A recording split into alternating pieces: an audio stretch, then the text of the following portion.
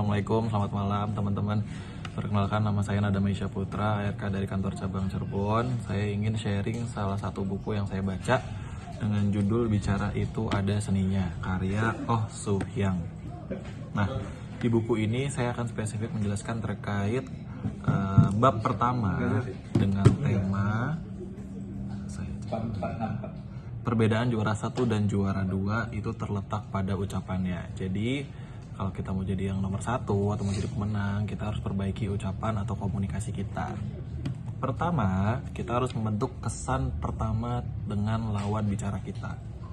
Trik pertamanya adalah kita dalam berbicara harus menatap lawan bicara kita. Kemudian kita juga jangan membicarakan diri kita sendiri terlalu banyak, karena itu akan dianggap kita tidak berperasaan oleh lawan bicara kita. Tapi kita harus gali terkait lawan bicara kita juga, terkait hobinya, kesenangannya, kesukaannya dia gitu ya, maksudnya ya, apa hal yang dia tidak suka, hobi dia apa, makanan kesukaan dia apa, keluarga dia bagaimana, hal-hal semacam itu kurang lebihnya.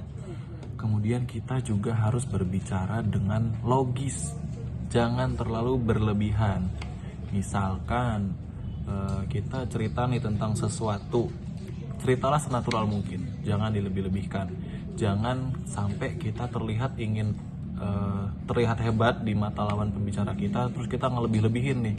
Jangan, malah itu nanti bisa membuat lawan bicara kita tidak respect terhadap kita karena dianggap berlebihan.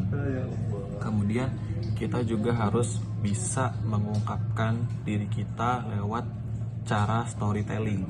Nah, yang dimaksud adalah storytelling yang untuk mengungkapkan diri kita itu harus memenuhi 4 unsur. Pertama, temanya harus jelas, terus kita jelaskan konfliknya, kemudian kita harus gali simpati, kemudian kita kasih solusi.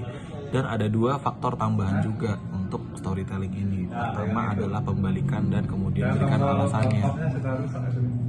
Untuk storytelling, tema yang pertama ya tadi ya, tema yang harus kita bahas itu harus yang menonjol. Mungkin bisa terkait tema berita yang lagi hot sehari-hari atau ya berita yang lagi up sehari-hari bisa kita bahas. Kemudian konfliknya juga itu harus dijelaskan. Semakin dalam konflik itu emosi akan semakin berlipat, emosi dari lawan bicara kita ya. Kemudian juga jangan lupa bahwa cerita yang kita bahas atau yang kita obrolkan itu harus familiar dan bisa menarik simpati. Terakhir, dari hal yang kita bahas itu kita juga harus punya solusi untuk mengatasi konflik. Nah, kemudian 2 faktor tambahan yaitu berupa pembalikan atau plot twistnya ya, barangkali bisa ditambahkan.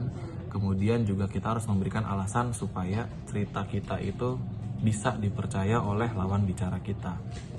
Nah, kemudian apabila kita punya trauma dalam berbicara, kita juga bisa mempelajari supaya kita tidak merendahkan diri kita.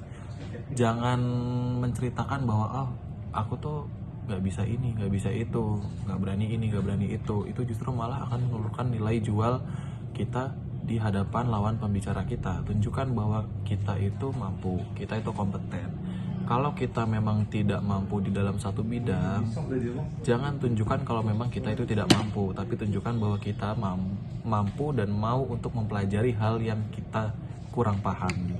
Hindarin ya hal-hal kayak gitu. Kemudian terkait komunikasi itu nggak hanya verbal, tapi lengkapi juga dengan bahasa nonverbal.